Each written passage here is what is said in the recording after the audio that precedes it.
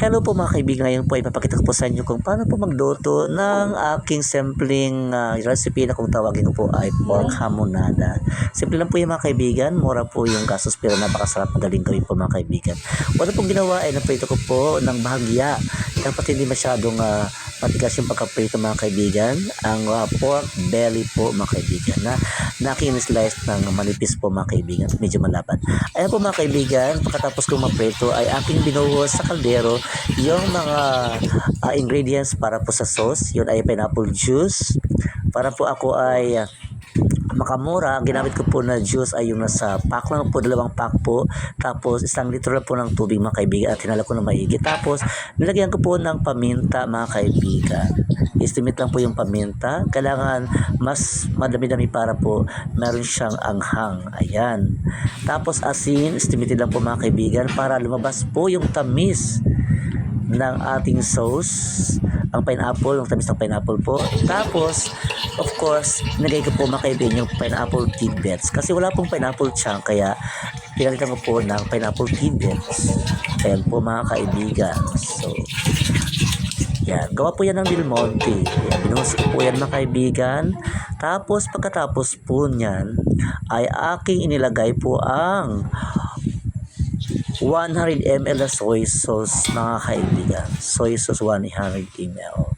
Tapos pagkatapos po niya mga kaibigan, yung aking na minced na onions and garlic. Na-chop ko yun po yun ng very smaller pieces o kaya minced ang tawag doon sa paghiwa po ng maliliit. Ayan mga kaibigan. Tapos pagkatapos po niya mga kaibigan ay nilagyan ko po ng sugar. But before that, hinala ko muna mga kaibigan. Hinala ko muna na maigi yung mga ingredients na ibinuhos ko po sa kaldero. Then, after that, pag nakita ng halong-halo na po mga kaibigan, akin pong ilalagay na yon yung sugar na 1/2 cup. Yan, para talaga mga kaibigan, lumitaw po yung tamis ng pineapple juice. Kasi pag mas matamis, ay matatest po yung tamis talaga, mas masarap po mga kaibigan. Yun po ang nagpapasarap po sa hamonada. Tapos, kailangan medyo nagbe-blend yung salt po, yung salty test. Tapos yung tamis ng pineapple juice. Ang sarap po mga kaibigan. Yan po. Tapos pagkatapos po niya mga kaibigan na nahalo po ng maigi yung sugar, inilagay ko na po yung aking naprito po na bahagya na karne na pork belly.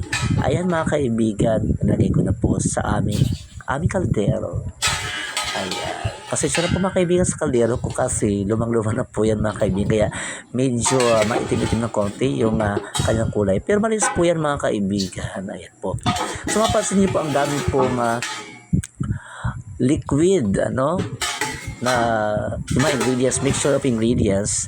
Marami po yan mga kaibigan para po talagang nalulunod po lahat po ng mga ingredients, lalo na yung meat po mga kaibigan para manunuot po talaga yung lasa po ng mixture ng sauce po. Ayan, para masarap na masarap mga kaibigan. Tapos, yan po ay papakuluan po natin mga kaibigan hanggat sa siya po ay lumiit na po yung tubig at maging oily na po siya mga kaibigan. Ayan.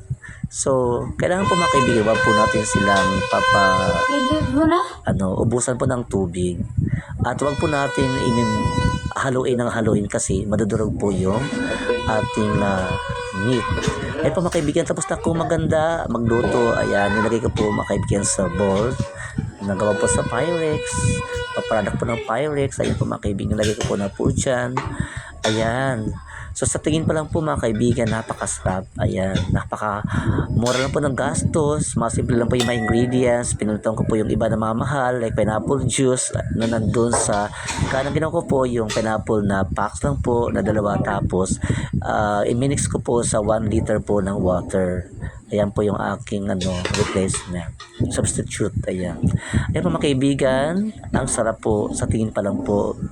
Lalo po pag natikman nyo, napakasarap po mga kaibigan. Kaya napakamura po nito, napakasimpleng gawin. Kaya gawin nyo po sa inyong kanya-kanyang pamamahay mga kaibigan. Para maranasan nyo kung paano gawin at matikman nyo kung gaano talaga kasarap ang ulam na yan mga kaibigan. Maraming salamat po sa inyong panonood. Sana po huwag nyo pong skip yung ads para makatulong po kayo sa akin para makagawa pa po ako ng more recipes na madali pong gawin mga kaibigan. Ayan po. Ayan. Habang tinitingnan ko po ako ay naglalaway kasi natikman ko na po yan mga kaibigan. Yung po handa na